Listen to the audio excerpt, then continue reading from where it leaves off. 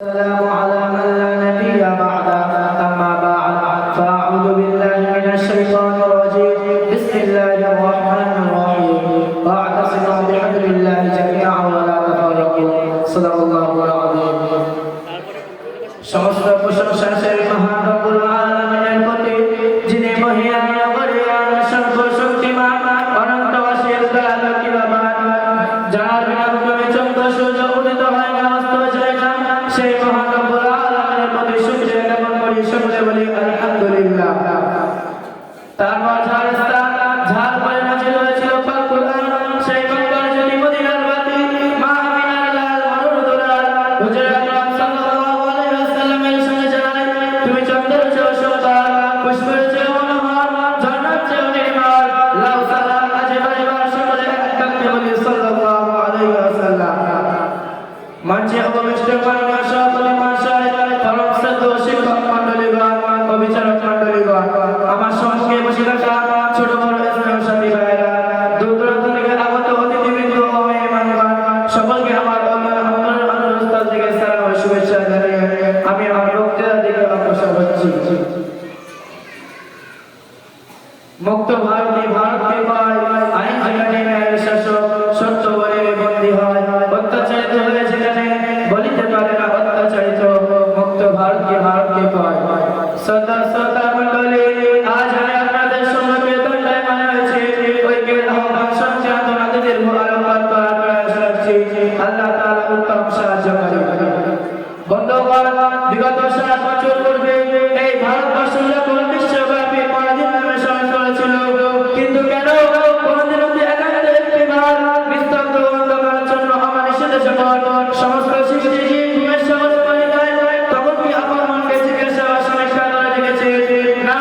আপনারা তা বুঝে দেখেননি। যদি সমীক্ষা করে দেখতেন তাহলে এই ভারতবর্ষকে স্বাধীন বাংলাদেশে শরণ করতেন না, বরং পরাধীন নামে শরণ করতেন। কেননা ধর্মীয় স্বাধীনতা হওয়ার পর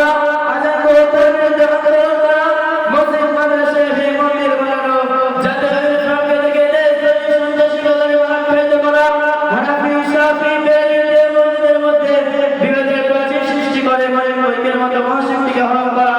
মুসলিম সম্প্রদায়ের প্রতি নিপীড়ন নির্যাতন অত্যাচার করা, মা বোনদের বেনাফিরার প্রতিকে সচেতন করার সম্পদে গণধর্ষণ চালানো, মায়ের রক্তে কুচি শিশুকে চিনি উত্তপ্ত করে নিক্ষেপ করা, সংখ্যালঘুর ভয় থেকে জনশক্তিকে আত্মসাৎ করা, মুসলমানের তওবা জনগণকে হলে ফেলা, কখনো স্লোগান দিচ্ছে হিন্দু হ্যাঁ ওতন হ্যাঁ হিন্দুস্তান হামারা। হায় আফসোস, মুসলমান ভুলে গিয়েছিল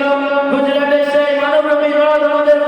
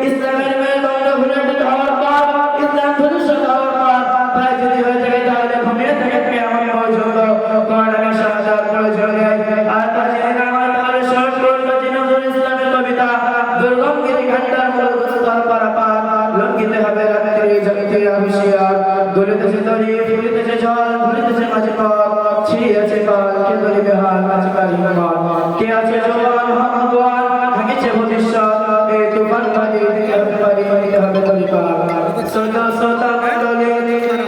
অতি বাস্তব কথা বর্তমান মুসলিম সমাজকে গভীর সময় বিগত করে নিয়োজিত করে নিয়েছে এমনই যারা জনসংখ্যার মধ্যে তৈরি হয়েছে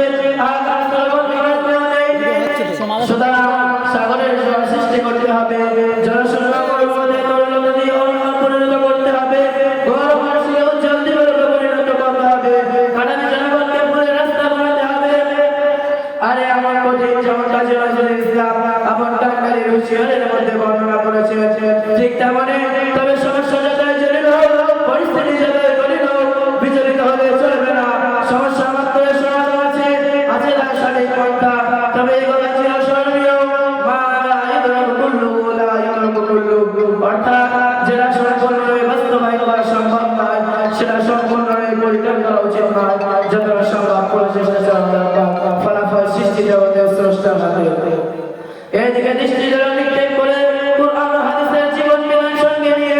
আল্লাহর হুকুমের ঐক্যের আওয়াজ তুলুন বাতাসের গানে গানে মানবের শিরে শিরে গর্জে তোলে ঐক্যের আওয়াজ ধ্বনি যে মোরাব্বা কদমের সন্তান বিশ্বনবী সাল্লাল্লাহু আলাইহি ওয়াসাল্লামের উম্মত দেখবেন গগনে বসে রহমতের সঙ্গে বদল ধরায় না অবিরাম বর্তমান হচ্ছে নৈতিক ধর্ম নৈতিক সংগ্রামে ফিরে পাবে বিজয় হবে ইসলাম তাই তো নবীর কণ্ঠে ধ্বনিত হয় বক্ষে আগুন আজও আছে আমি যে অগ্নিগিরি সে অগ্নি শিখা বিশ্বাস আত্মবিশ্বাসী রেখেছে গিরি ভয়ে পরে আছো আজ ভাই ভাই ভোলা তোমরা জেনে সারা পৃথিবী খাইবে সুন্দরা এই বলে আমি আবুকে দেখে মৃত্যু করছি আলহামদুলিল্লাহ রাব্বিল আলামিন।